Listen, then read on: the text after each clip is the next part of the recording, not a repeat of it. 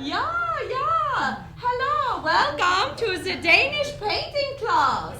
Welcome, yeah. Unfortunately, our model cannot be here because she has the water poop.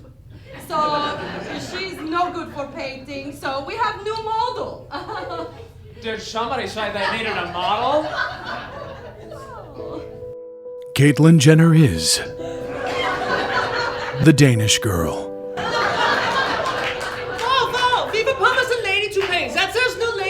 No lady? Have you been reading my diary, meine Liebste? I may be no lady, but I'm all woman. All woman? What about the bulge in your dress? Well, hey, no one ever said a girl couldn't have a schlong, am I right? I don't think he's right. He? Okay, she? Thank you. Now, enough jibber-jabber, let's get down to painting. Whip out those paintbrushes and let's make some masterpieces. Huh? By the way, is this a nude composition? No, fully clothed. Yeah. All right, well, you're lost. I've been telling you, I've been doing these squat thrusts, and I tell you, my glutes haven't been this toned since I won the gold. Gold? Glutes? Oh, it's a long story. Well, maybe we get started, yeah? Okay. Start with the butt. Outwards. Kim, Kanye, what are you doing here? Dad, Mom. What about Mo Dad? Works for me.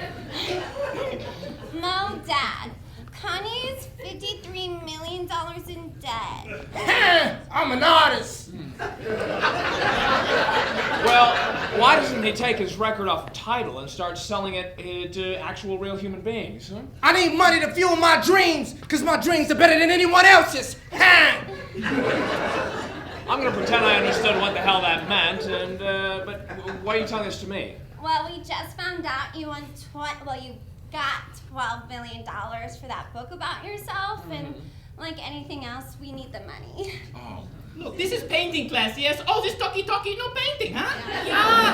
Yeah, you're disturbing our model. Oh, did someone say model? Oh, maybe we should get your sister Kendall to model for them. No, I can model. Paint a picture of my girl's ass. It's like painting a picture of a beautiful blue sky with an ass in it. Aw, thank you, baby. You're so sweet. Thank you for this rum shaker, baby. All right, well, let's get to some painting, shall we? And, by the way, does anyone have a Danish? I'm craving carbs. Oh, I see what you did there. It's the Danish Girl. Now playing.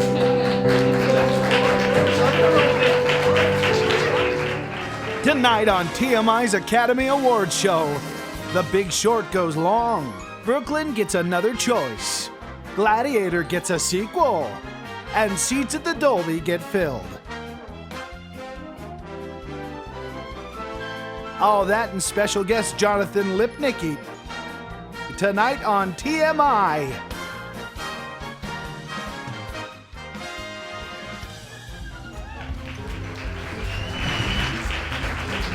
So you just put a little vinegar on that and it should come right out. Oh, I'm gonna try that. Oh, hi, and welcome back to Moms on Film, the only show where real-life moms review films for moms. I'm your host, Karen Jones-Williams, and with me, as always, is my best friend and fellow mom, Rachel Yates-Zhao-O'Brien. It is good to be back, Karen. It is. Now, you may know we were gone for about a month due to a pink eye epidemic that attacked our kids' school. Oh, it got really bad. You know, I don't like to point fingers, but Paula and Doug, your kids are filthy. Your kids are gross. Get your shit together. Like, really?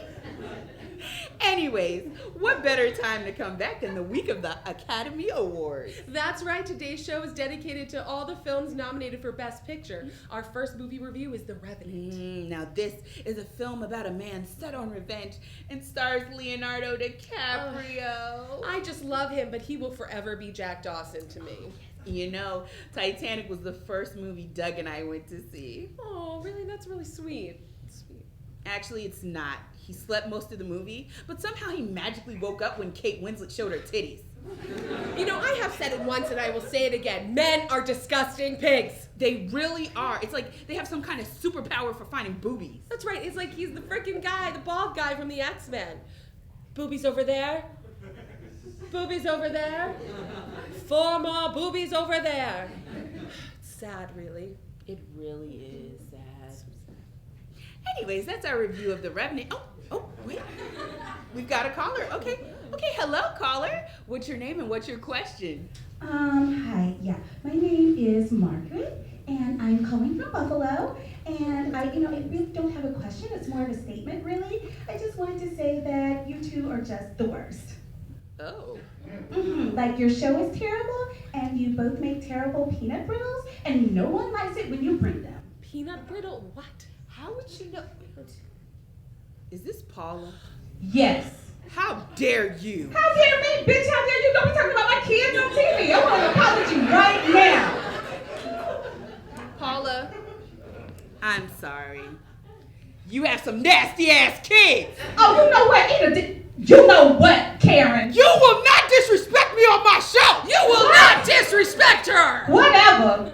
I am a mother of 4. I adopted a Mexican baby. I am a good person. You will show me some respect. I have had 4 natural births. You will respect me. I have a severe meth addiction.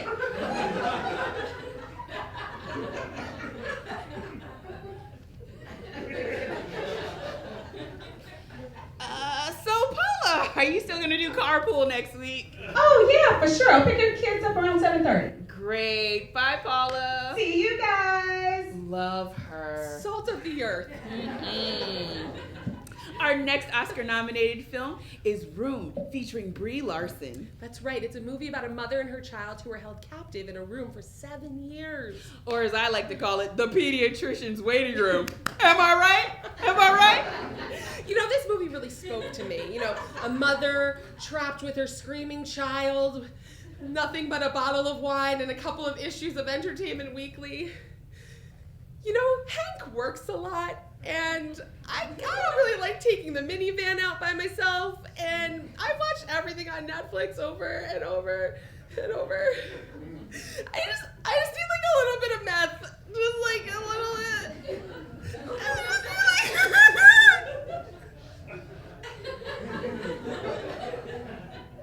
Anyway, that's it for our Oscar show today.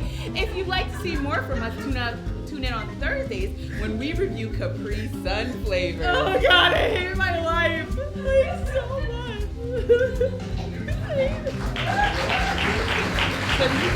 Now TMI looks back at Oscars past with the 1990 Best Picture winner, Driving Miss Daisy.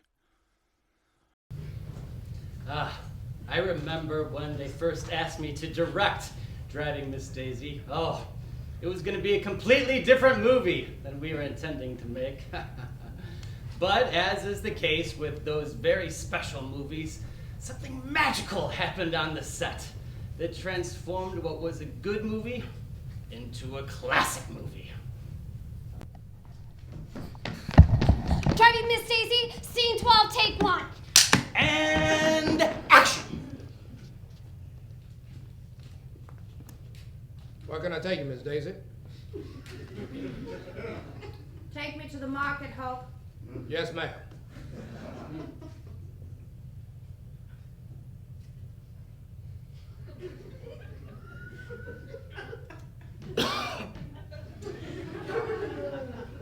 Okay. Where? Oh, thank you. And cut! Cut! How was that? Well, that was good. It was really good. It was very good, very good. Well, thank you. I can really feel something about that. Yeah, I agree. Just felt like it was missing something. More turns? I can make more turns. Nope. Nope, Morgan, your turns were great. Oh, Morgan, your turns were beautiful. They were very good. I was thinking that maybe we could mix it up a little bit. Would you like me to drive? Oh, that would be great. No, it's called Driving Miss Daisy, not Miss Daisy Goes for a Drive. All right, you make another fine point. Yes. Okay. How about we do a little bit of chatting? Oh, while we do the driving. That sounds daring. Yes, it does. Yeah. Well, So very good. let's give it a try. Okay. No problem. Yeah. Okay. Everyone reset! Yes. Driving Miss Daisy, scene 12, take 2. And action. Where can I take you, Miss Daisy? Take me to the market, Hulk. Yes, ma'am.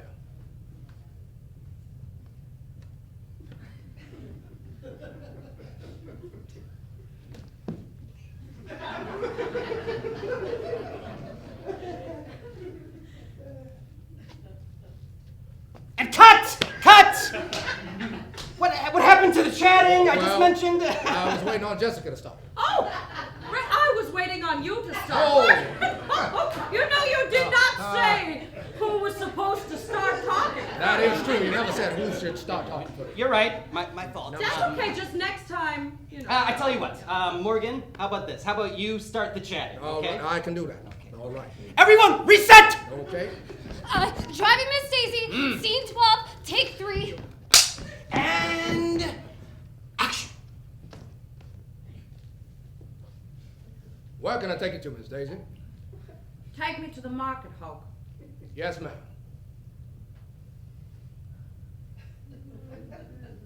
So, how about that weather? Yes, it's very nice.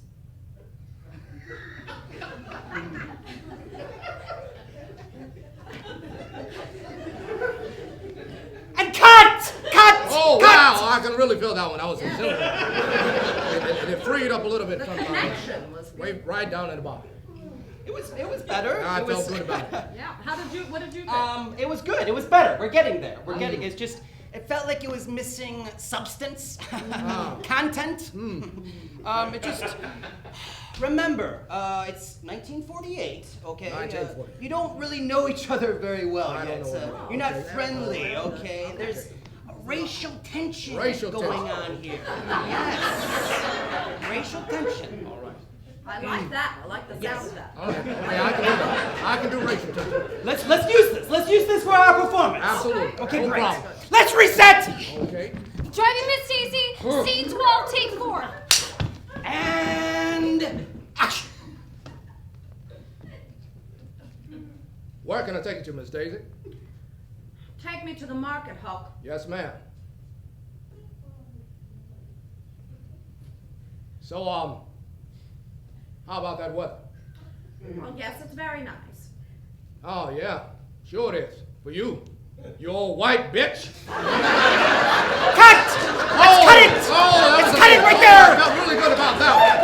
Oh, that was an exhilarating feeling. Not the kind of chatting I wanted. To the back. Look, can somebody get me the writer on the phone from the just get me any writer at all, please!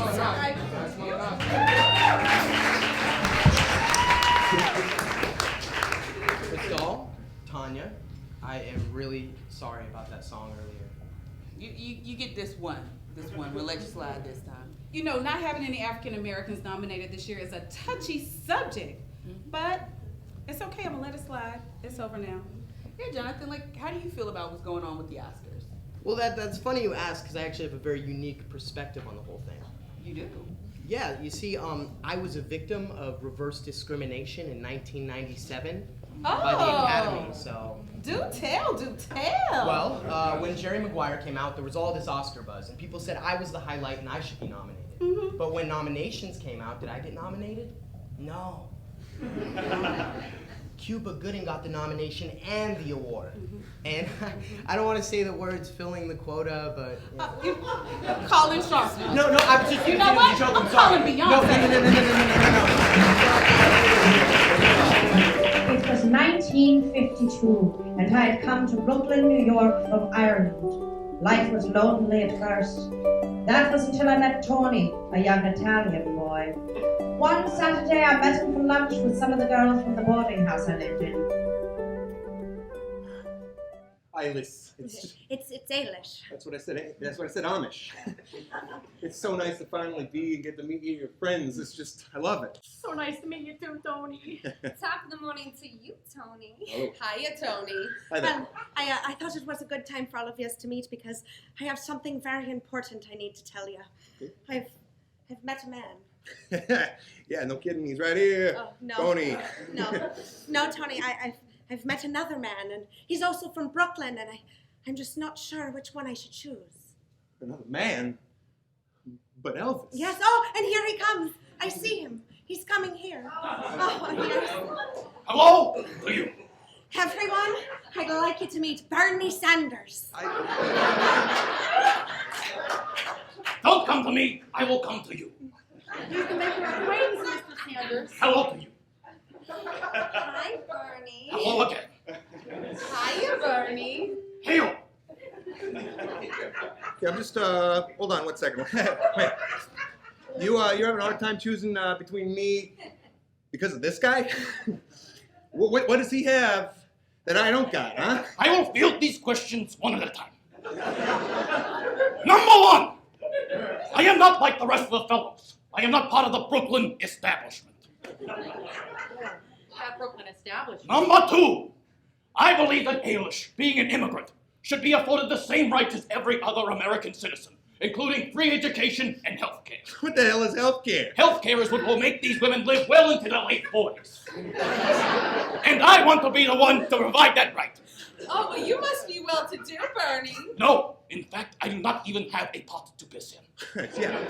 So, how do you plan to provide for her then, huh? We will take from the rich and give to those less fortunate. Oh. You women work in your department stores selling gloves all day. You can barely make enough wages to feed 6 or 7 children. There needs to be more equal distribution of wealth in Brooklyn and Queens. And don't even get me started on Staten Island. No. I don't know. This sounds a lot like the Ginkgo Commie talk Senator McCarthy's warning us about, guys. Yeah, Bernie, you a commie? No, my dear. I am, in fact, a socialist. What's the difference? Communists very rarely shave. I, on the other hand, is very clean shaven. He is, Dolores, he is. Okay. Amos, I can't believe what I'm hearing here. You're really gonna choose this pinko bum over me, huh? Well, okay, fine. You know what? Fine, whatever. Choose him. But when you change your mind and come crawling to me, you better not take too long because Tony don't wait too long for no dame. I'm out of here. Well, you're not going to leave too, are you, Bernie? No. Take your time. Take your time. I say that we all eat to indulgence and not worry about the bill. Yeah, but how will we pay for it? Don't jump ahead. We'll worry about that later, darling. Wow, I really like this Bernie Sanders, although I have no idea why. Yeah. Neither do I, but I really like him too. Yeah, and I'm completely clueless, so you know I like Bernie. Well, then it's settled then. I choose Bernie Sanders. Wonderful. Waiter! Yes, sir. I will take 5 steaks and 5 pints of your best lager and put it on that well-dressed guy's bill. Very well. 5 lagers coming your way. And so it was settled. I chose Bernie. But just before we were to be married, I came to my senses and realized there was no way he could do what he said he would do. And so I chose the established candidate. Tony. I chose Tony. The end. And now TMI again looks back at Oscars past with the 2001 Best Picture, Gladiator. I'm Gladiator director Ridley Scott. Most of you remember that our main character, Maximus, played by Russell Crowe, died at the end of the movie. In the original version of the film, he lived to fight one last battle, in a sequel which, thankfully, was never completed. Maximus, you defeated my brother, the Emperor, and now you need ruler of Rome. No, I have never wanted to rule. I will return the power back to the Roman Senate so that all Romans may taste the sweet nectar of freedom! Hey, yo, not so fast. Hold up, son. My name is some colors from the Boogie Down tribe. And my homeboy Shabadoodles wants to battle your ass. Battle me. You want to battle? I'm down if you are. Right! Then let's do this!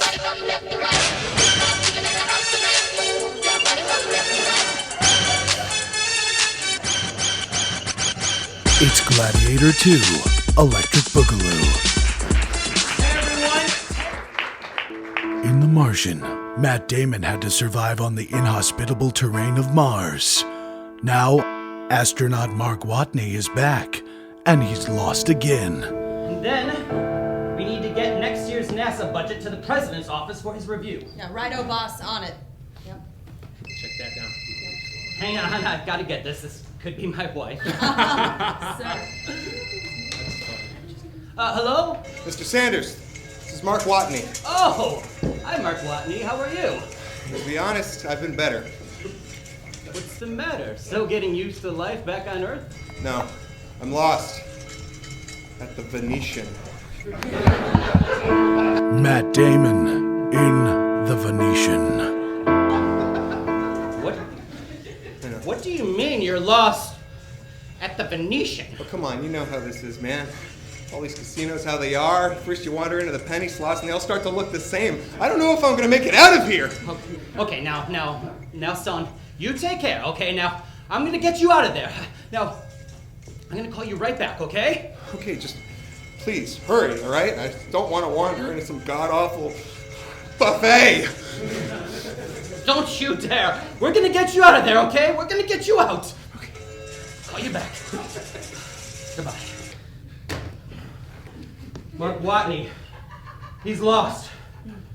In the Venetian. Oh my God! What can we do? We've got to get Vincent Kapoor. We're not leaving our man behind.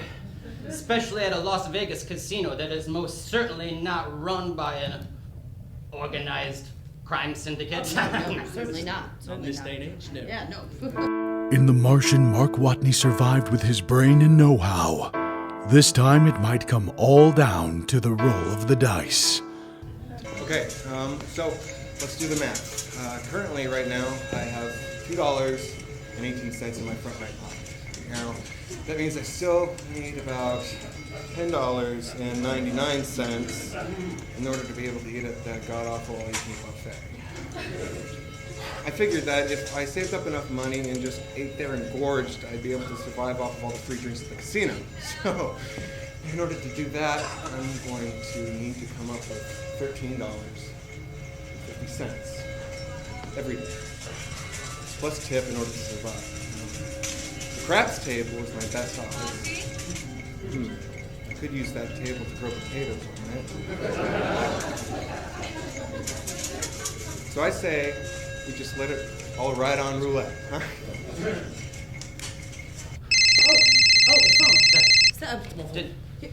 Conference. There we go. Oh, sorry. Mark, Vince Kapoor here. Yeah? I'm gonna get you out of there. Yeah? Mr. Kapoor? Oh, thank you so much. Thank you. Hey, we're gonna figure out where you are. Take a look around. Okay, yeah. Well, you see anything, take a look and see where you are right now. Can you see anything that you describe? I don't know. Let's just see. Well, I see a Wheel of Fortune slot machine. I see an Ellen DeGeneres slot machine over there. And there's some pamphlets on the ground of teaching you when enough is enough. Jesus Christ, that describes the whole damn strip! What do you want from me? Do you see anything that describes the human nature jukebox? What the hell is the human nature jukebox? Human nature jukebox is it's a top-selling pop group from Australia. They effortlessly combine retro cool with contemporary sound, and they give you the ultimate jukebox experience. And they're now playing through December nightly at the Santa showroom. No, I don't see that anywhere. Wait, hold on. I see something over there. On the far right, the marquee. It says on it, Donnie and Marie Knightley. What? Mark, hold on. Put him on. Okay, wait. Is it? It's That doesn't help. I can still hear you. Okay. I'll just put the phone on my chest, okay? I think it's on. What's the matter?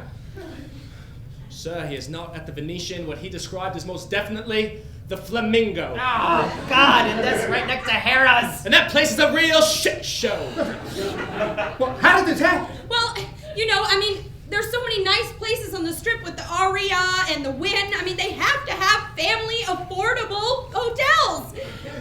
Well, I understand that, but I mean, how could one of ours, who started out at the Venetian, end up at the Flamingo? You know, maybe he took, you know, a shuttle or an Uber or the monorail. Nobody takes the fucking monorail. I don't know what to do.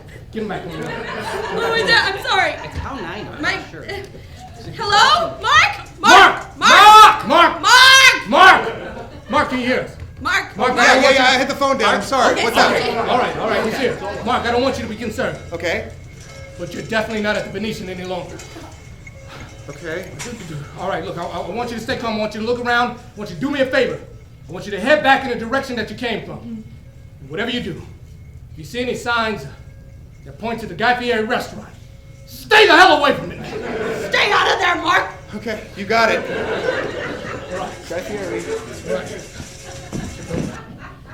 Why is this phone so good? What in God's name do we do now? I'm sending in my team. I'm not letting any man left behind. The Venetian, the story of a country trying to save their boy before he craps out. Louis, I don't understand why we have to keep finding Watney. I'll tell you why. Because he keeps getting lost. Wish you would stop doing that. There's no way it's going to be as successful as the original in the box office. Okay, that might be true, but we need to do what we need to do. Now, last we heard, he was somewhere near Cirque du Soleil show. The Cirque? That's like saying he's next to some white trash. He could be anywhere. Or he might be standing right in front of us. Oh, hey, guys. Oh, hey. You found me. Yes, we did. And now that we did, let's get out of here before the matinee of lipstick comes out. Now that is real white trash. I bet Commander Lewis wants to go to some rinky-dinky 70s disco club because she loves that god-awful music. Well, at least one thing is for sure. A safe bet in Las Vegas is knowing that one day you're going to hear 70s disco music on the Strip. Mark, who the hell are you talking to? What? Right. Well, let's get the hell out of here, okay? Well, where do we go? That way. Oh, God.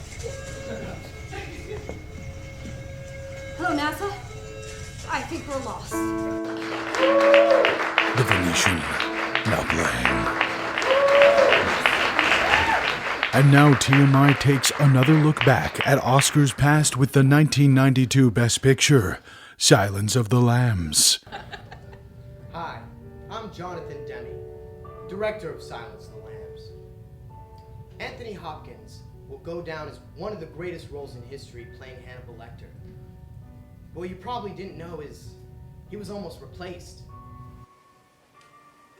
If I help you, Clarice, it will be quid pro quo. I tell you things, you tell me things. I'm only asking you to look at the case files, Dr. Lecter. Either you will or you won't. A census taker once tried to test me. I ate his liver with some jelly beans and a nice lemonade. Cut! Cut! Okay, that's a really nice job there, Anthony. Please, call me Tony. Okay, Tony, can you please stick to the words as written? Am I changing lines? Yeah, like every single time. Oh, I'm sorry about that.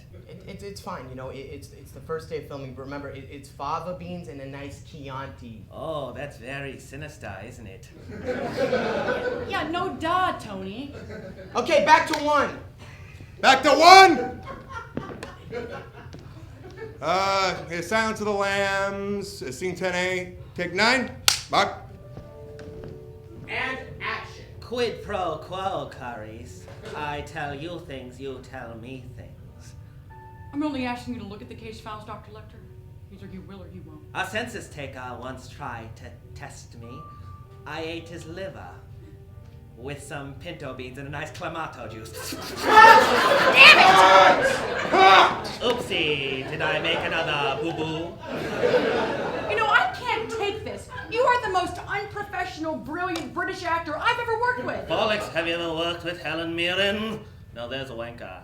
That's it. I've had enough of this, okay? I need to calm down. Bianca, where's my chewing tobacco? Bianca, get the tobacco! Jody's gonna flip. Can you just stick to the words as written? Of course, I just feel that young children won't know what Chianti and fava beans are. What children? No children are gonna see this. Are you daft? A movie about sheep that comes out on Valentine's Day? There's no children alive, no cherubim who wouldn't beg their mom to see that. Have you read the script? Well, who has the time? I'm too busy acting. Silence of the Lambs is about serial killers and cannibalism and it's some other sick shit. So it's not about Baba Sheep? No, it is not about Baba Sheep. Well, the title is slightly misleading then. I suppose so. But can we please just stick to the words? Okay, Jody, we're ready for you. You ready to stop trying my fucking patience? Back to one. Oh, God.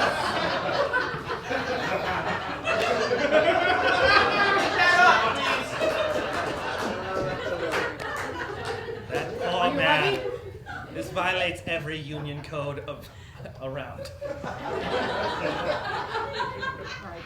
Silence of the Lambs, scene 10A, take 10. And action. Quid pro quo, Clarice. I tell you things, you tell me things. I'm only asking you to read the case files. Either you will or you won't. A census taker once tried to test me. I ate his liver with some fava beans and a nice Chianti. I have just Jesus farted. Christ, he farted! Jesus Christ! He farted? Yes, I did. Shit. Where does it say that Hannibal Lecter farts? Don't do that. I deduce that eating a human liver would, in fact, make one quite gassy. Plus, I am told by multiple sources that children love farts. This is not a children's film. Time will tell, my friend. Time will tell. I told you we should have cast Harvey Keitel. Okay, back to one. Back to one!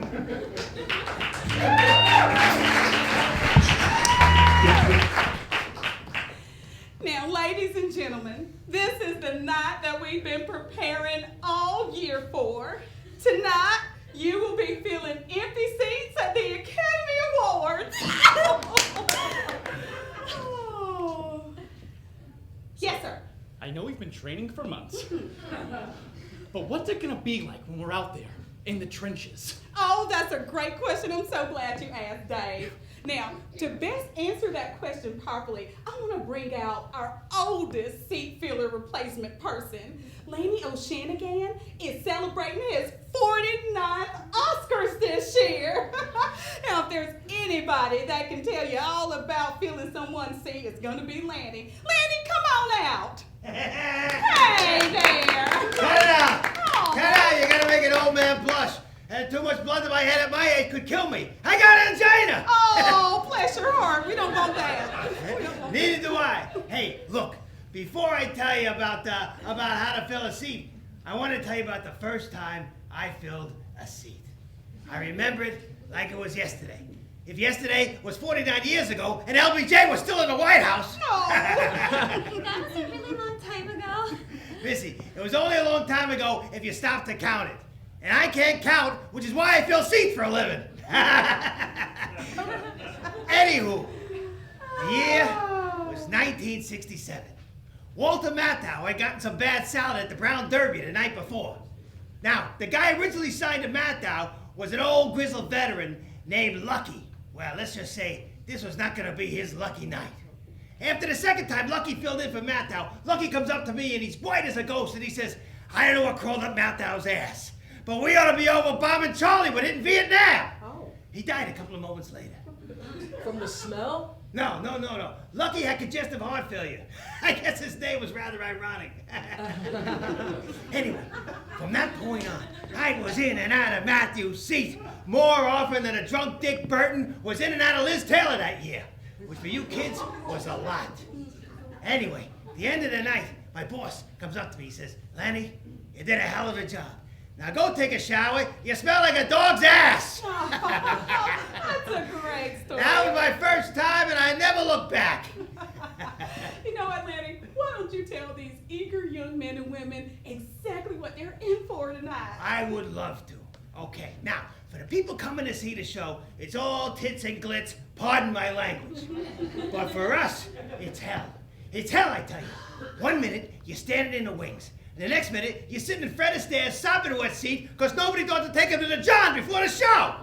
So does that happen often? Nah, not as much as it used to. You know, in the old days, stars they stayed famous like the Pope, until they died. I tell you, I've sat in some of the most famous urine and fecal stained seats in the business. Wow. John Wayne, Joan Crawford, Laurence Olivier. He told me to call him Larry. I tell you, when you sit in a man's tinkle, formalities go out the window. Hey, one night, Cary Grant comes up to me and he says, "Laddie, you did a wonderful job tonight. I'm sorry my diapers didn't do the same." Yes. We won't be having to sit in anyone's bodily fluids, will we? Nah. Things have quieted down a lot since Robert Downey Jr. went into rehab and Lindsay Lohan got unfamous. The biggest challenge now is finesse. You can't just go barging into a row. In my day, you could knock around a John Wayne or a Joan Crawford, to get to an empty seat because they was tough, all right? Maybe they was just drunk. I don't know. But this day, if you just gently brush by an Eddie Redmayne, he's so fragile you'll break him. I tell you, they don't make actors like they used to. Yes. Hypothetical. Yeah. So say Mark Ruffalo is sitting next to Rachel McAdams, and then he vacates a seat, and then Rachel McAdams is now blocking the aisle. Do I excuse myself by her, or do I just let the seat stay unfilled? I ever hear you say something like that again, I'll kneecap you. You fill the damn seat. You look her right in the eye and you say, "You move that fire crotch or I'll move it for you." Believe me, they appreciate the honesty. Or maybe they're just drunk like the old days. So we just move them aside no matter who they are. You fill that damn seat no matter what. I don't care who they are, you push them aside. Except maybe the cast from Straight Outta Compton. They're a little touchy. But come hella high water or Jack Nicholson, you fill that seat. Now, I've been in this business 49 years, and no one ever had to sit next to an empty seat on my watch. Okay. All right, everyone. The show is about to start. Oh no, that's a problem. What is? So it looks like Alejandro Inarritu had a late night taco party last night for the cast of The Revenant. It's a problem. Hang on tight, kids. It's gonna get messy. I hope you brought extra pants. Oh, good luck. The story of a plucky group of investors who saw the Great Recession coming and profited off of it was well documented in the Academy Award-nominated film, The Big Short. But very little is known about Phil Lipschitz, who had a whole different idea about the market in 2008. It's literally a bloodbath out on the streets today. I haven't seen the Dow tumble like this in years. We're gonna lose all our investments. Hey, everyone stop touring around like a goddamn cuckoo clock, okay? Sorry. Don't be so damn doom and gloom, all right? As long as we listen to our analysts and short the subprime mortgages, we're gonna ride this out, okay? And maybe even make a few bucks too. No, we did what we were supposed to do, but Phil Lipschitz took long investments on like the firm's entire portfolio. What? Lipschitz, get in here! What's up, Chief? What's up? What's up? I'll tell you what's not up. The market. That's not what's up. Yeah. Okay? It's way down. I saw that. It's a real bloodbath. That's what I just said that. Just said that. Yeah, well, it's a good thing that due to my positions, this firm will be okay in the long run. Oh, God. Okay, so you shorted the subprimes. Thank God. Short? No. I'm long. Just a little long. The Little Long. It's just like The Big Short, but completely in reverse. A little long? Why the hell would you do that, Phil? Well, I'm glad you asked. Let's bring in Jerry Maguire star Jonathan Lipnicki, who just got out of the shower. Hi, everyone. I'm Jonathan Lipnicki. You guys probably don't know stock terms like diversities, options, debentures, or Shylock. That's why I'm here to explain a long position. When someone says they're long, it's because they bought a stock, commodity, or currency position thinking that that asset will rise. In the case of the 2008 financial crisis, a lot of the big banks were long on the subprime market. So when the market crashed, they were all fucked. Yeah, I said fucked. The kid from Jerry Maguire said fucked. What'd you expect me to say? The human head weighs 8 pounds? I'm over that, okay? I'm over that. Thank you, Jonathan Lipnicki. You see, there's nothing to worry about. Not at all. Just gonna be just fine now. The market will eventually correct itself, and thanks to my position, we should turn out to be just fine. You stupid man! Do you have any idea what you just did? I saved us from financial ruin. You know nothing. I know that the Bush White House said that subprime mortgages are nothing to be alarmed about, and the Bush White House would never lie to us. You know what? He has a point. I mean, it's not like the Bush administration ever lied to us. And they've kept us completely safe. I mean, except for like one day in 2001. One day. Hey, that may be exactly true, okay? But let's go to former Everybody Loves Raymond star Madylin Sweeten, who just got out of the shower with Jonathan Lipnicki, who has a different perspective on this situation. Hi, I'm Madylin Sweeten, and I just got out of the shower with this guy. We just had sex. Yeah, we are all grown up. Unprotected sex. Anyway, so you guys may know what happened later in 2008 when the stock market crashed and dozens of banks had to close, including Lehman Brothers. But what you may not know is why it happened. See, the reason that the Bush administration kept telling investors not to worry was because they either didn't know what was going on or didn't give a shit. And either way, it's a pretty scumbag move, if you ask me. And why we won't have another Republican president for the next 50 years. Fingers crossed that it's not Trump. And yes, I did say shit and scumbag, okay? But if you think that was bad, then you should have heard Patricia Heaton, because she was filthy. Now come on, baby, I'm feeling dirty again. You see what post-coitus Maddie Sweeten said? But she could be wrong. I don't want to hear another word out of your mouth, okay? You jackass? Now go ship off those long investments. Oh, well, I'm just a little long. Shut up, you stupid man, you! Okay, let me think. Well, no, I'm gonna go with Bush. He wouldn't lie to us. I trust him. Later that day, Phil Lipschitz accidentally died when he fell on several different knives at the same time, and the firm he worked for was, as Jonathan Lipnicki said, fucked. The end.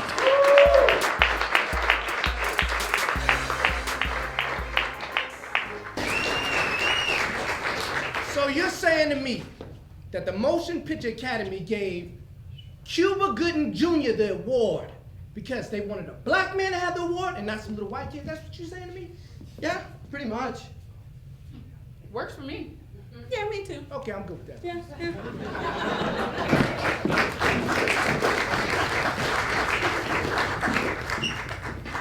We now take you to a little place called Oscar Town. Well, something smells delicious. Hi, honey. How was work? Well, I got the promotion. That's great. Well deserved. Well, it was completely unexpected, but I guess I'd like to thank Louise in accounting, Sam in sales. Who could forget my mom and dad, Antoinette and Harrison, and can't forget Dolores, the secretary. Oh, she was so hardworking for all those years, and I know I'm forgetting somebody else. Who am I forgetting? I don't know, honey. I have to get back to dinner. Oh, well, sorry. Ooh, I love the new dress. Who is that? Oh, it's Givenchy. I had to drop 10 pounds this week to fit into it. Well, it looks good on ya. Oh, thank you. Hi, Mom. Dad. Hi, honey. What's wrong? I just found out I didn't get cheer captain. Oh. That stupid bitch Meryl Streep won it again! It's like she wins every time, and she's like... She try. Oh, well, honey, I mean, I have seen Meryl cheer, and I have to say she's pretty friggin' good. And she cheers in a British accent, so... Hey, everyone, I'm home from college. Hey, Jack, how you doing, buddy? Good to see ya. So, you ever decide on your major for college? Still trying to decide between sound editing and sound mixing. What's the difference? Nobody seems to know. Well, great. Well, let's go ahead and have this dinner that has been presented by your mom and Samsung. Oh, Mom, this looks good. What is it? Oh, well, we have meatloaf and carrots, mashed potatoes, bread, and pie for dessert. Mom, where's the gravy? Oh, sorry, no gravy. Dang it! Gravy gets snubbed again. Hey, Mom, can I go to the bathroom? Of course, sweetie. Just don't leave your seat empty.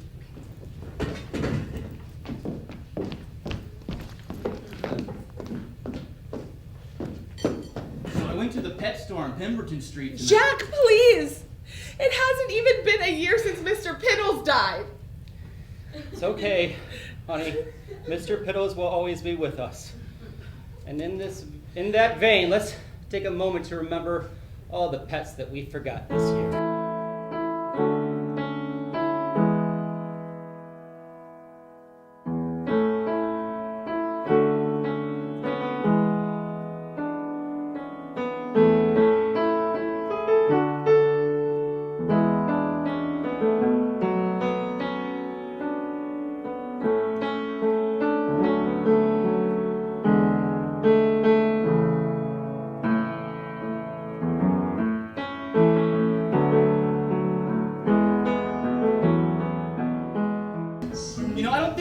Pets anymore.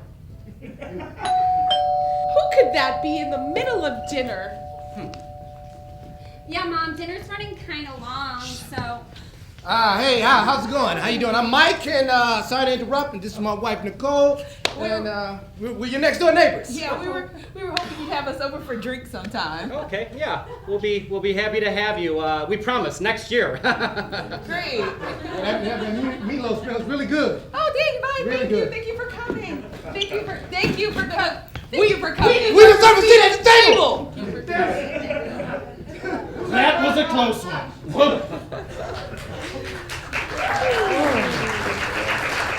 In 1957, Rudolf Hebel was arrested as a spy for Russia. His life was put into the hands of one man. Now, Jim, I suppose you've been reading all about this bad business with Rudolf Hebel. Well, we've got some friends in Washington who want to send a message to Russia. But they want to show the American people that he gets a fair trial. That's why they want you to represent him, Jim. Represent a commie? You're shitting me! It's Steven Spielberg's Bridge and Tunnel of Spies. I am gonna be Rudolph Abel's lawyer. Why you gotta represent a Fugazi like that? Yeah, what are you gonna do with this Fanuc? Yeah, you got a lot of guts to do a thing like that, Papa. Hey! Look, all of you, I'm doing my job, huh? I wanna hear it, Jim. You're giving me agita.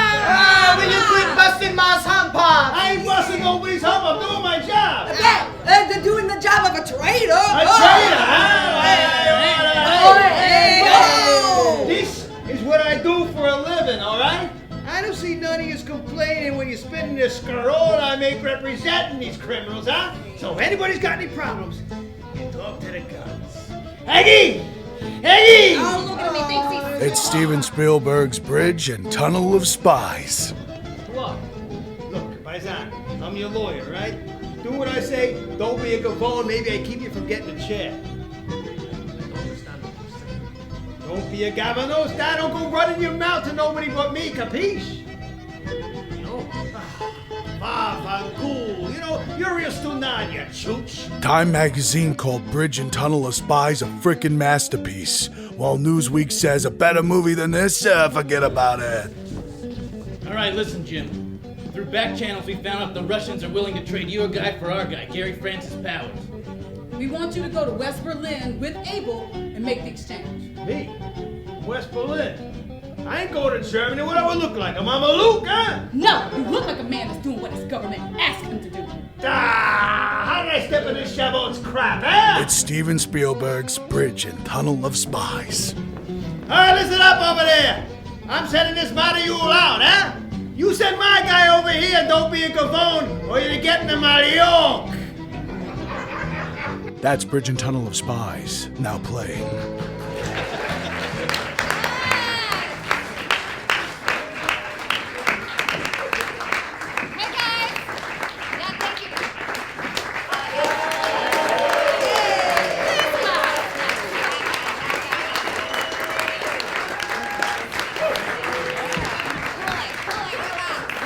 Alright guys, we'd like to thank our guests, Jonathan Lipnicki.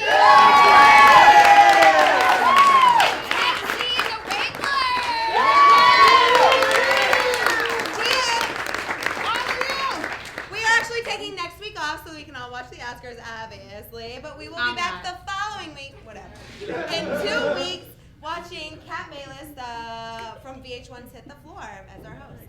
Everybody, thank you for coming out. And remember, when a story breaks in Hollywood, we'll be here with the Crazy Glow for TMI. I'm Anthony Fanelli. Have a good